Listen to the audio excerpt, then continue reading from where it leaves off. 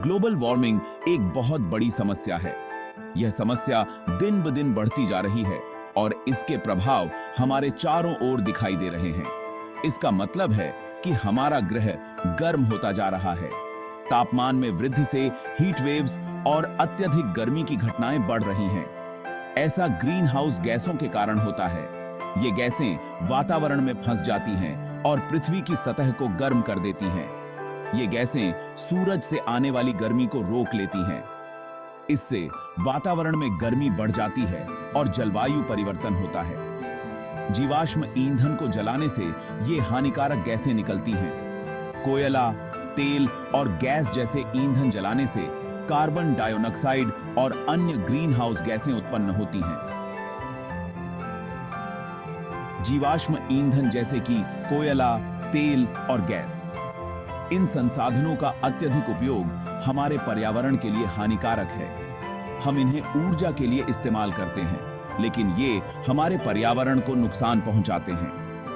कारखानों और वाहनों से निकलने वाला धुआं भी प्रदूषण का एक बड़ा कारण है। ग्लोबल वार्मिंग के कारण बहुत सारी परेशानियां हो रही हैं।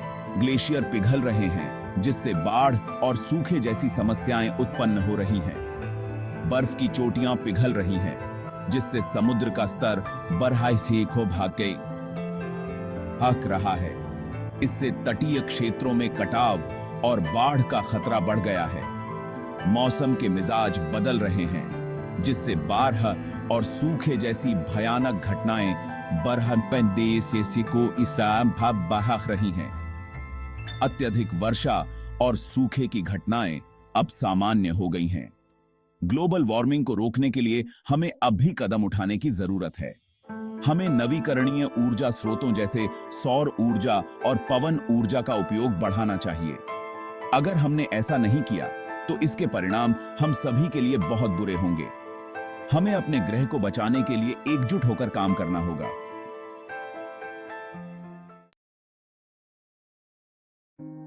भारत पहले से ही ग्लोबल वार्मिंग के प्रभावों को महसूस कर रहा है। हमारी गर्मी और भी गर्म होती जा रही है। हम अक्सर हीट वेव्स देख रहे हैं। मानसून का समय बदल रहा है। इसका असर हमारे किसानों और खेती पर हो रहा है। समुद्र के बढ़ते स्तर के कारण तटीय इलाकों में बाढ़ का खतरा है। इससे लोगों को अपने घरों से जाना पड़ सकता है और बुनियादी ढांचे को नुकसान पहुंच सकता है।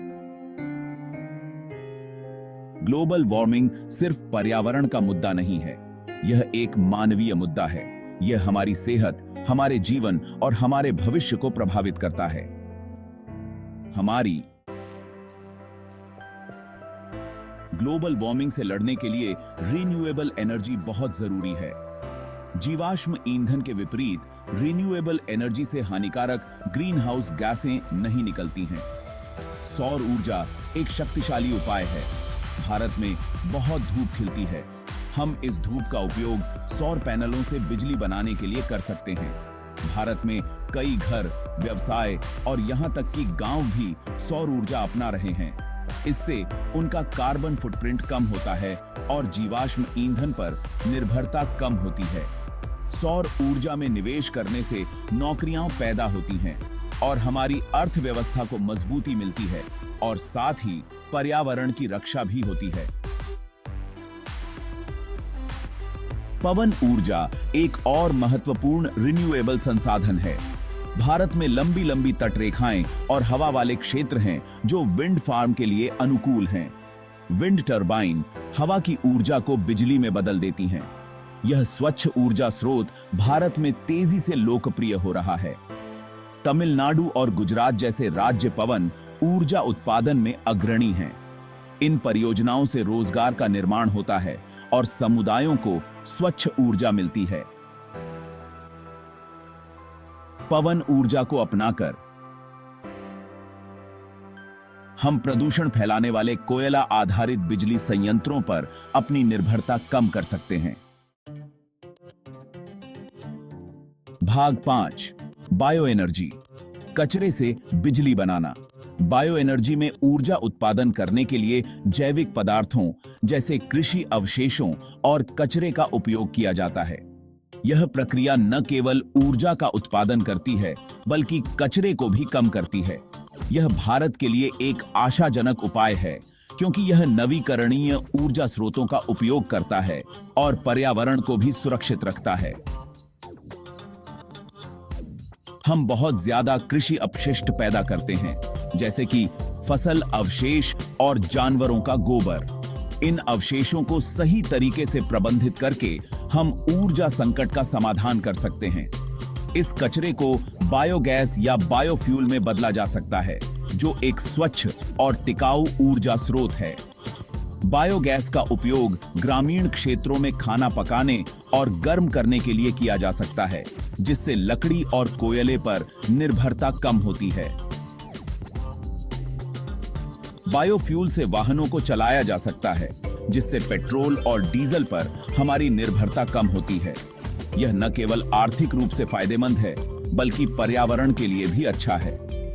बायो एनर्जी कचरे को प्रबंधित करने, प्रदूषण को कम करने और एक स्वच्छ ऊर्जा विकल्प प्रदान करने में हमारी सहायता करती है।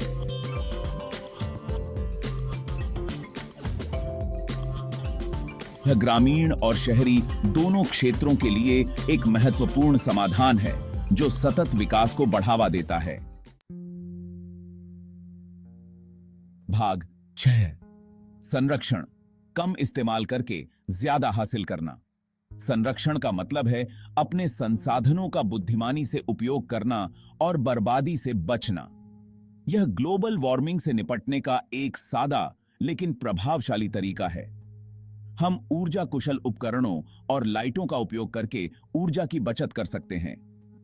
उपयोग में न होने पर लाइट बंद कर दें।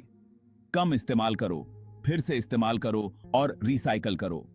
संरक्षण के जरूरी सिद्धांत हैं: सिंगल यूज प्लास्टिक से बचें और उनके बदले में ऐसे विकल्प चुनें जिन्हें बार बार इस्तेमाल किया जा सकता है।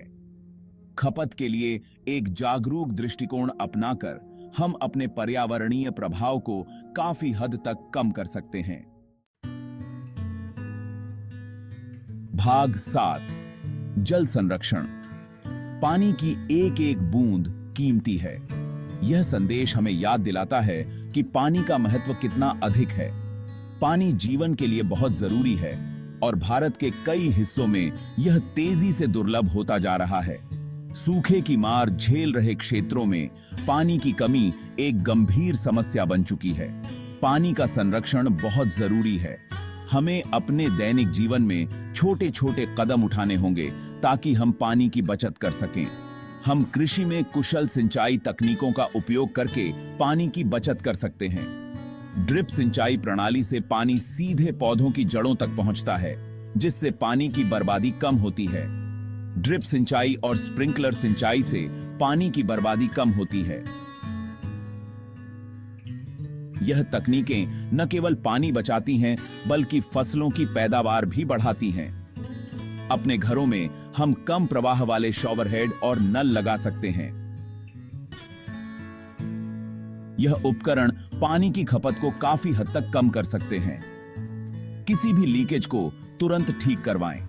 लीकेज से न केवल पानी की बर्बादी होती है, बल्कि यह आपके पानी के बिल को भी बढ़ा सकता है। बचा हुआ पानी की हर बूंद मायने रखती है। वर्षा जल संचयन और पानी का पुनः उपयोग करके हम पानी की बचत कर सकते हैं।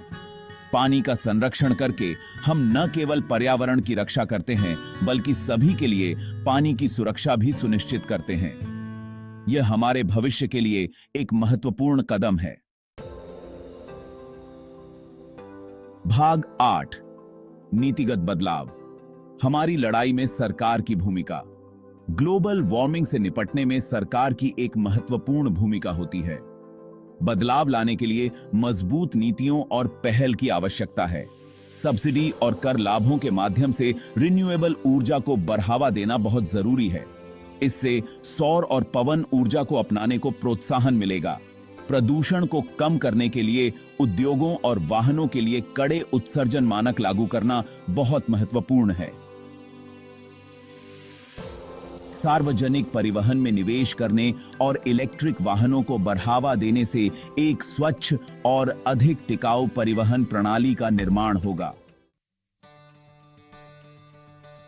भाग 9, अंतर्राष्ट्रीय सहयोग, हम सब इसमें साथ हैं। ग्लोबल वार्मिंग एक वैश्विक मुद्दा है। इसके लिए प्रभावी समाधान ढूंढने के लिए अंतर्राष्ट्रीय सहयोग और सहभागिता की आवश्यकता है। भारत पेरिस समझौते जैसे अंतर्राष्ट्रीय जलवायु समझौतों में सक्रिय रूप से भाग ले रहा है। इन समझौतों का उद्देश्य वैश्विक तापमान वृद्धि को सीमित करना है। इस वैश्विक चुनौती से निपटने के लिए ज्ञान, प्रौद्योगिकी और संसाधनों को साझा करना बहुत जरूरी है। साथ मिलकर काम करके हम सभी के लिए एक अधिक टिकाऊ भविष्य बना सकते हैं। हम का बित है। भाग 10, कार्य करने का हमारा समय। भारत के लिए एक ठंडा भविष्य बनाना।